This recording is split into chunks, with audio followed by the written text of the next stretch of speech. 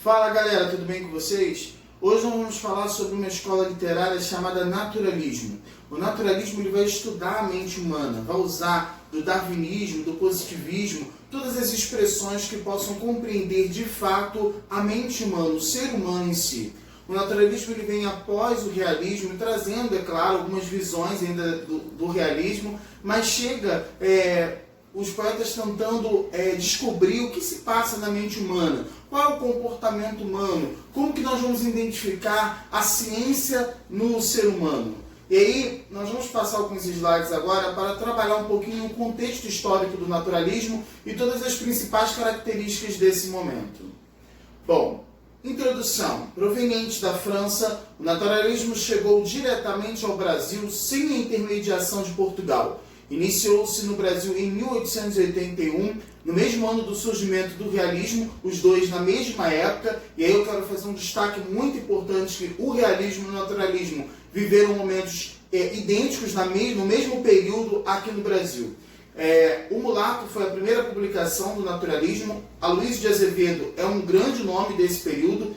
Em Portugal, o alcance desse movimento foi bastante limitado, tendo como marca inicial a publicação do Barão de Lavras de Abel Botelho, em 1891. O naturalismo português não alcançou grande sucesso junto ao público porque, na verdade, coincidiu um pouco com o período mais produtivo da prosa realista, que foi revigorada pelos romances de Eça de Queiroz. A crítica costuma, entretanto, referir-se a Eça de Queiroz como representante máximo do realismo e naturalismo em Portugal. Celso Luft, por exemplo, divide sua obra em 3 fases. A primeira foi a chamada preparatória, que reúne os principais artigos, primeiros artigos e crônicas em que, além de traços românticos renascentes, também se percebem novidades temáticas na sua escrita e também por parte da estética, a estética desenvolvida e fixada, é claro, mais tarde.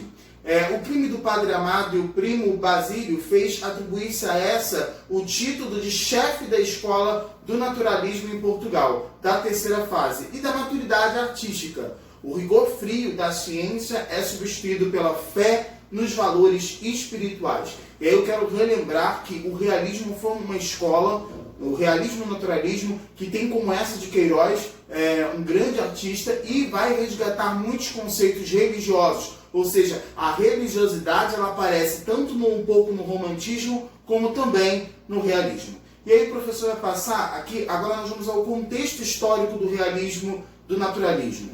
O domínio da burguesia industrial consagrou na Europa a distribuição extremamente desigual da propriedade e das oportunidades. Lembra que na aula do realismo o professor falou aqui com vocês a respeito dessa crítica social que o realismo fazia, as dificuldades que a sociedade passava na época, e aí se retratava perante a toda essa diversidade. Eles escreviam aquilo que realmente a sociedade estava vivendo. Era uma crítica social, uma crítica à realidade social, uma crítica aos governantes, uma crítica às autoridades. E o naturalismo nada mais é do que uma continuidade a essa crítica. As classes populares começaram a se organizar e não foi uma tarefa tão fácil, foram de aglomerações típicas das primeiras concentrações urbanas e foi difusiva das teorias. Foi uma difusão de teorias dos socialistas e dos anarquistas. No Brasil, o realismo e o naturalismo surgiram quando chegava ao fim das instituições que haviam sido bastante duradouras, a escravidão e a monarquia. A luta das classes demoraria a incluir-se efetivamente na agenda política do país, mas a desigualdade social mostrava-se em toda a sua crueldade, como os romances naturalistas que não tardariam a retratar. Os romances naturalistas eles foram baseados totalmente nessa questão da crítica social. Todos os temas hoje que temos tratados, inclusive o pessoal que vai fazer o Enem, tenta sempre focar nessa questão da desigualdade social, porque a desigualdade social, na verdade, ela aparece sempre em vários temas. 80% dos temas, debates, nós vamos envolver a questão da desigualdade social, que nesse tempo de pandemia que estamos vivendo, está tão nítida e tão viva em nosso país. Há tempos atrás, no caso, no século passado, e a gente está falando aqui de um século, fim do século XIX, início do século XX, a gente já se fala de desigualdade social, já está aqui explícito uma série de problemas que apareciam justamente porque não havia essa dedicação das autoridades em sanar as dificuldades. Com isso, a desigualdade social aparecia o tempo todo, tanto no período realista quanto no período naturalista. E aí o professor vai passar agora as características do naturalismo. Tendo ocorrido simultaneamente no Brasil, dentro do mesmo período do realismo, o naturalismo acontece, ele é marcado principalmente por uma diferença na profundidade, na abordagem das questões individuais e sociais. Por estarem no mesmo período, mesmo estando dentro desse período, do mesmo período, eles apresentam realidades diferentes nas suas características. São tipicamente realistas naturalistas. A rejeição ao subjetivismo, a idealização romântica, o desejo de retratar objetivamente a realidade, criticar a sociedade de seu tempo, a visão científica e determinista do ser humano, submetido às leis naturais. Os escritores eles criavam seus personagens segundo os padrões científicos de então, colocando-os em meio e delineando-os de tal forma que em um determinado momento ocorria um fato e dentro desse fato nós temos um desajuste, nós temos o crime, nós temos como resultado inevitável do momento a ação daqueles personagens que naquele ambiente vivenciavam todas as características propostas pela escola. O romance seria apenas a demonstração irrefutável desse resultado, razão para a qual se classifica como romance de tese. Escreve romances na concepção de muitos autores realistas, equivaleria a relatar cientificamente os resultados de uma experiência, como fazem os cientistas. Ou seja, o naturalismo, a diferença entre o naturalismo e o realismo, os dois criticam a sociedade, os dois vão tratar de desajustes, os dois vão retratar de crimes, porém o naturalismo ele vai em busca mais da experiência, vai em busca da questão da ciência. Ele vai tentar provar cientificamente os resultados de determinadas experiências. Então, existe uma diferença entre os dois. O naturalismo está mais voltado para a ciência. E a gente destaca o darwinismo, o positivismo, todas essas ciências filosóficas que, ora, estavam previstas nessa escola literária. Também podemos perceber no naturalismo o caráter dos personagens das histórias criadas se definiam-se facilmente com base em seu tipo filosófico. Suas reações seriam perfeitamente previsíveis. O tipo sanguíneo representava um indivíduo agressivo, criminoso em potencial. O tipo pálido seria maleável, sem iniciativa, aquele que estava num tanto faz como tanto fez. Então o pálido simbolizava um personagem que era mais tranquilo, mais maleável, que era sem iniciativa, mas aquele que tinha um tipo sanguíneo definido era agressivo, era criminoso, tinha um poder voltado mais para a agressividade. Também nessa escola nós vamos perceber outras características. Tanto o realismo como o naturalismo eles se preocupavam não só com os indivíduos, mas com grupos sociais. A diferença se situa na escolha do grupo enfocado. Por exemplo, os realistas eles tratam quase sempre os personagens de classe média, de pequena burguesia ascendente, preocupada com a posição social, com o dinheiro, ao passo que o naturalismo ele voltava-se mais para as camadas populares, as mais nobres possíveis. Essas últimas camadas enfrentam o drama imediato da sobrevivência, permanecendo à margem do processo de ascensão social.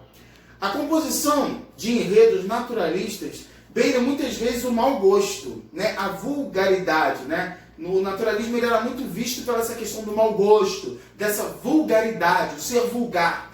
Por força da sua temática, situações patológicas, que aí voltadas às ciências, esses conflitos populares, e aí quando a gente fala de patológicas, são situações ligadas à questão da mente humana, do ser humano, do estudo da ciência, da própria psicologia em si. A linguagem naturalista ela se distancia da realista, mesclando justamente os termos eruditos, que expressam esse caráter científico à obra, um registro mais próximo do cotidiano das populações desfavoráveis. Porque, na época, as populações mais desfavoráveis, ou seja, aquelas que não tinham um nível financeiro bom, um nível financeiro esporadicamente falando, algo num nível mais elevado, elas não precisavam. Quem tinha um nível mais elevado financeiramente na época, não tinha essa preocupação dessa questão da psicologia. Mas aqueles que não tinham esse padrão estético financeiro, eles sofriam, né?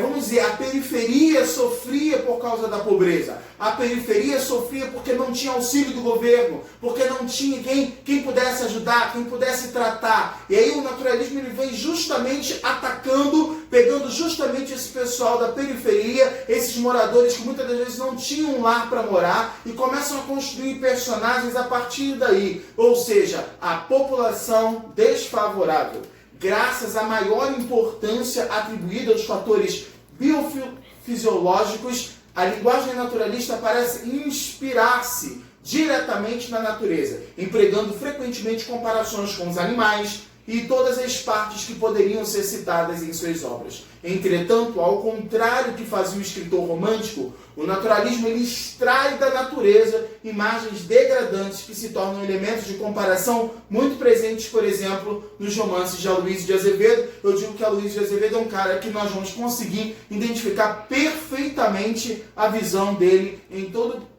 período naturalista. Eu digo que Machado vai pegar romantismo e realismo, mas no naturalismo a gente vai visualizar muito Aloysio de Azevedo. E é claro, Raquel de Queiroz nesse período todo do naturalismo.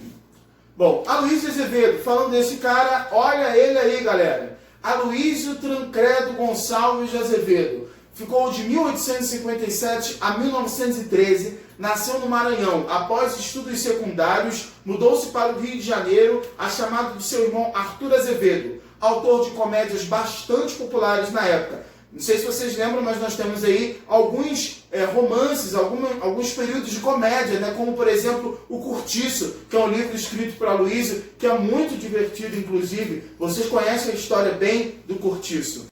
E aí nós temos aqui Aloysio de Azevedo como um grande poeta da publicação, a primeira publicação dele no naturalismo no Brasil foi o Mulato, em 1881. Ele passou exclusivamente a viver como escritor até 1895, quando ingressou na carreira diplomática e foi cônsul em alguns países, inclusive a Argentina, tendo morrido em Buenos Aires.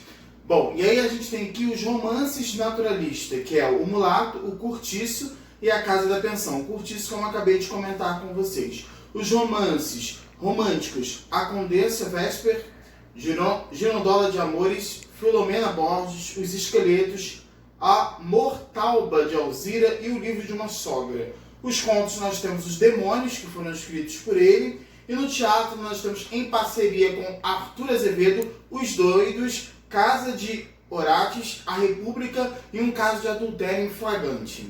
Pessoal, essa foi mais uma escola, né, que nós estamos fechando com vocês. Espero que vocês tenham gostado da nossa videoaula. Bom, e outras informações estaremos passando com vocês das nossas aulas ao vivo. Deus abençoe vocês e até a próxima!